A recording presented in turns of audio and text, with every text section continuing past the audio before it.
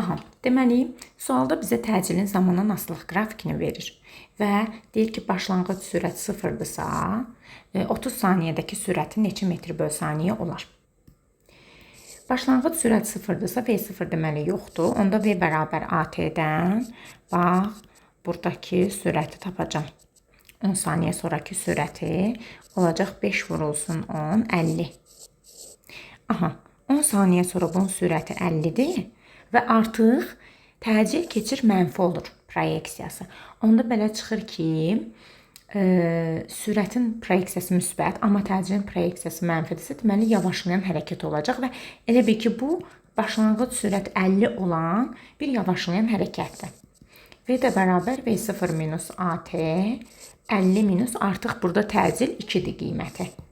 Daha 5 deyil, 2-dir. Və 10 ilə 30-un arasında nə qədər vaxt keçir? 10 nöqtəsi ilə 30 nöqtəsi arasında 20 saniyə vaxt keçir. 50-dən də 40-ı çıxıram, qalır 10 metr böl saniyə. Belə. 5-ci sualın həlli gələn videoda olacaq.